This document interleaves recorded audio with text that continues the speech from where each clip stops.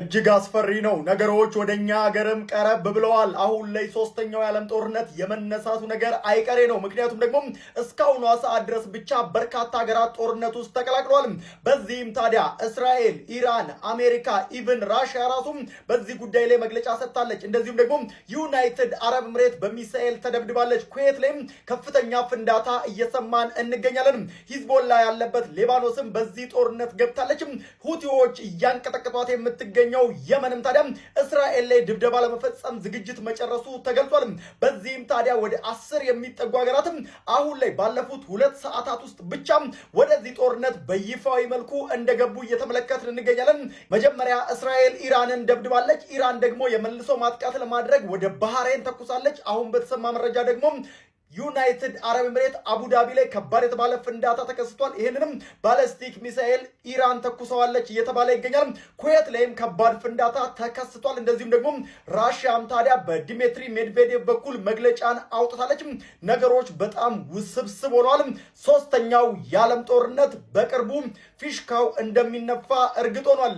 ሰበር ዜና ኢራን ሳውዲ አረቢያንም ጭምር አጥቅታለች። 5ኛ ሀገር ዛሬ ከነጋ ብቻ 5 ሀገሮችን አጥቅታለች። እሱም የአሜሪካ ቤዞች የሚገኙባቸው ስፍራዎች ናቸው። በዚህ ሰዓት በሳውዲያ ሪያድ ከተማ ከባድ ፍንዳታ እየተሰማ ይገኛል። ይህም ያልተጠበቀ እየተባለ ይገኛል።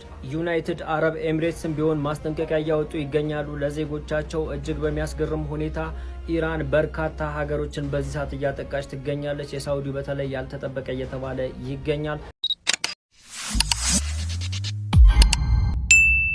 አሁንም አዳዲስ ዜናዎች መውጣታቸውን ቀጥለዋል። በተደጋጋሚ በኢራን ጥቃት እየተሰነዘረባት የምትገኘው እስራኤልና በተለያዩ ግዛቶቿ ላይ ፍንዳታዎች እየተሰሙባት የምትገኘው እስራኤል አትሳሳቱ፣ የኔ ጥቃት በኢራን ላይ የሚቀጥለው ለሰዓታት ሳይሆን ለቀናት ነው እያለች ትገኛለች። ለዛም ኢራኖች ምላሽ እየሰጡ ይገኛሉ።